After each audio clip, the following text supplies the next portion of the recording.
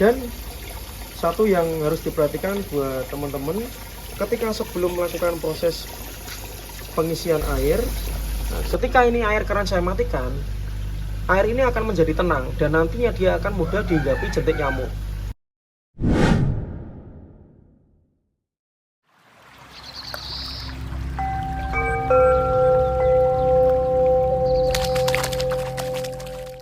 Assalamualaikum warahmatullahi wabarakatuh. Kembali lagi di channel Peternak Dadakan. Kali ini saya akan update kepada teman-teman setelah saya melakukan pembersihan tiap-tiap drum yang kemarin sudah saya sempat kuras ya. Sudah saya panen semuanya. Ada 1 drum berisi ikan lela dan 2 drum saya isi ikan lele. Sekarang sudah bersih semua. Ini rencana hari ini akan saya masukkan air dan saya akan bagikan kepada teman-teman caranya memupuk air supaya nantinya dapat dipersiapkan untuk tebar benih.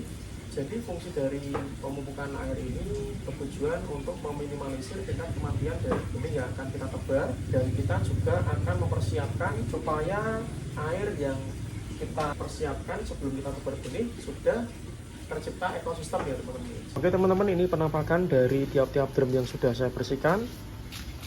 Jadi ini sudah bersih ya teman-teman ya. Ini tadinya sudah saya panen, kemudian saya bersihkan total menggunakan sabun ya. Kemudian saya sikat menggunakan sikat lantai supaya nanti bakteri-bakteri ataupun bibit-bibit penyakit yang dikhawatirkan akan tumbuh di dalam drum ini ketika kita sudah isi air dapat kita minimalisir ya teman-teman ya. Oke. Dan jangan lupa ketika kita sudah selesai lakukan pembersihan, anggaplah saja ya teman-teman ya, ini saya setting baru. Sebelum kita isi air, kita pastikan dulu ya kerapatan dari tiap-tiap pipanya apakah sudah tidak ada kebocoran. Nah, nantinya kita coba isi air dulu teman-teman. Pastikan keran-keran dari backboxnya sudah tertutup. Nah, ini masih ada satu yang belum tertutup ya teman-teman ya. Ini masih kotor ini. Oke teman-teman, di sini terlihat chamber-chamber filter belum saya isi ya. Belum saya isi air juga, dan ini sudah saya persiapkan. Ini saya sudah cuci semua. Media filter mekanisnya, ada jaring nelayan dan karang jahe. Jadi ini teman-teman, ini saya sedang melakukan pematangan kaltes ya. Ini tidak saya sirkulasikan terlebih dahulu karena saya menggunakan air PDHM ya teman-teman ya. Air PDHM itu mengandung kaporit, dikhawatirkan dia akan membunuh bakteri yang sudah kita tebar di sini teman-teman. Yang nantinya dia akan menempel di sela-sela kaltes supaya nanti bisa kita gunakan untuk proses nitrifikasi ya, menguraikan amoniak dan nantinya akan merubah nitrit menjadi nitrat, sehingga air yang akan masuk ke dalam samteng kemudian untuk disirkulasikan ulang ke masing-masing ember drum sudah dalam keadaan yang netral dan aman untuk ikan ya teman-teman ya. Oke, mungkin hanya saya isi saja di tiap-tiap embernya supaya nanti ketika sudah terendap selama 1 minggu, dan ciri-cirinya ketika nanti sudah tumbuh lumut tipis yang ada di dalam dinding drum ini, baru kita masukkan benih ikan. Itu ya teman-teman ya. Silahkan disimak langkah demi langkahnya supaya teman bisa terapkan di rumah. Oke teman-teman, kali ini kita sedang proses memasukkan air di dalam drum. Nah, nantinya kita isi dulu ketiga drum ini sesuai dengan ketinggian pipa SLO ini ya teman-teman ya. Nah, nanti ya ketika sudah terisi semua, kemudian kita isi chamber filter yang pertama, kedua, dan ketiga.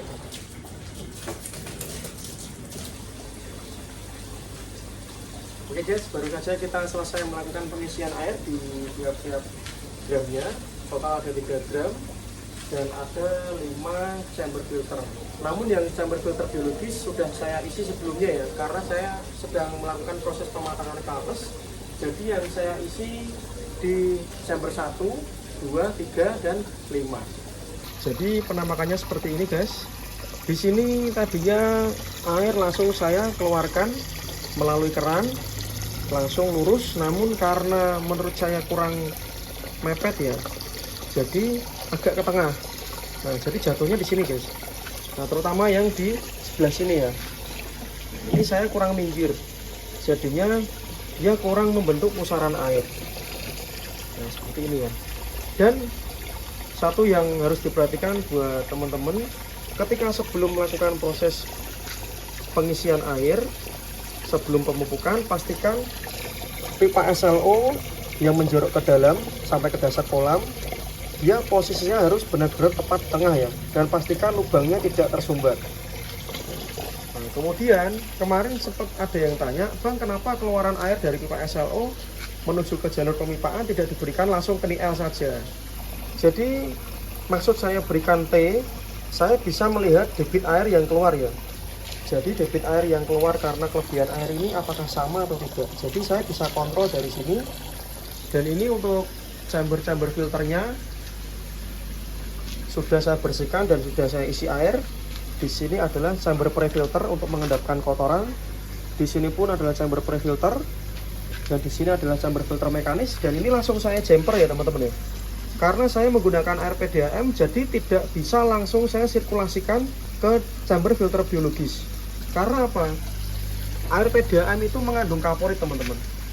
Jadi yang saya khawatirkan nantinya kaporit dia akan membunuh bakteri yang sudah kita tebar ya. Dan tujuan kita mematahkan kaltes ini adalah agar bakteri yang kita tebar tadi dia menempel dan membentuk lapisan biofilm, sehingga nantinya bakteri-bakteri yang tadinya kita tebar dia bisa memproses nitrifikasi ya. Dia dapat menguraikan amoniak dan dapat merubah nitrit menjadi nitrat, sehingga air yang nantinya sudah saya hubungkan, ini saya jumper aja nih teman-teman. Harusnya ini kan masuk dulu ke chamber filter biologis. Karena ini airnya masih baru, jadi saya putus dulu supaya tidak masuk ke dalam chamber filter biologis. Itu ya teman-teman ya. Kemudian langsung saya jumper menuju ke chamber samtank. Samtank ini adalah tempat untuk menampung air bersih ya. Di sini saya berikan keran kembali. Tujuannya apa teman-teman? Nah, ketika ini air keran saya matikan, air ini akan menjadi tenang dan nantinya dia akan mudah dihinggapi jentik nyamuk. Itu ya teman-teman ya. Kalau tenang seperti ini, nyamuk akan leluasa dalam berkembang biak. Nah, ketika saya berikan gemericik air seperti ini, nyamuk tidak akan mendekat teman-teman. Itu ya teman-teman ya. Oke. Buat teman-teman yang penasaran, setelah ini kita harus ngapain ya? Dan tolong perhatikan sekali lagi ya teman-teman ya, keluaran air ini harus benar-benar ada di samping, bukan berada di tengah ataupun agak ke tengah. Karena saya masih sering menemukan punya teman-teman itu dia keran air ini harusnya dia ke samping, tujuannya untuk membuat pusaran air. Pusaran air ini nantinya dia akan mengumpulkan kotoran yang ada di dasar ke tengah. Kemudian karena adanya suplai dari keran air ini secara terus-menerus, dia akan membuat debit air yang ada di dalam drum ini menjadi bertambah dan dia meluber. Namun berkat adanya pipa SLO ini, yang kita ambil adalah yang ada di dasar yang kita luberkan. Nah, ini teman-teman. Jadi kotoran yang ada di dasar tadi dia akan tersedot secara otomatis, kemudian turun. Nah, kayak gini teman-teman. Airnya turun ke bawah. Nantinya langsung kita hubungkan ke chamber filter. Ini saya posisikan keran air ini ada di samping semua teman-teman.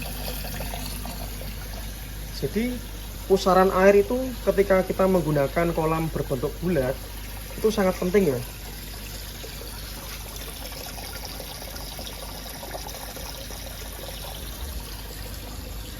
Oke, setelah ini kita akan melakukan pemupukan air. Mohon untuk teman-teman disimak supaya nantinya bisa diterapkan di rumah. Oke teman-teman, kali ini saya akan melakukan pemupukan air sebelum nantinya kita endapkan selama seminggu dan baru dari kita tebar benih ya. Saya di sini menggunakan Probio Eco dari Bluecor dengan takaran 3 tutup botol saja cukup per masing-masing gramnya teman-teman. Gram kedua juga saya isi 3 tutup botol.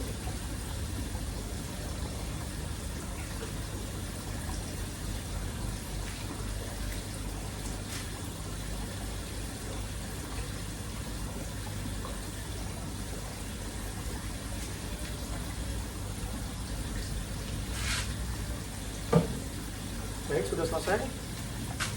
Setelah ini kita diamkan selama 7-10 hari. Dan ketika nanti sudah berumur 7-10 hari, kita coba buka dan kita perhatikan apakah di dalam dinding dalam drum ini sudah terdapat lapisan lumut ya teman-teman. Lumut tipis saja. Ketika nanti sudah terbentuk lumut tipis, nantinya kita baru bisa melakukan tebar benih.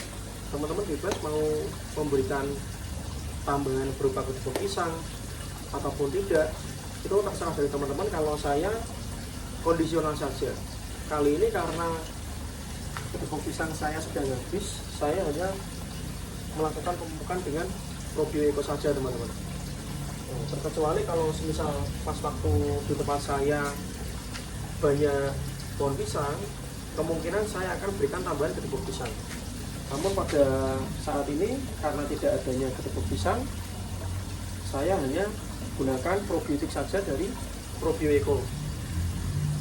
Teman-teman silakan jika ingin menggunakan E4 juga bisa, Probio Eco dari Bluebar juga bisa. Semua tergantung selera dari teman-teman.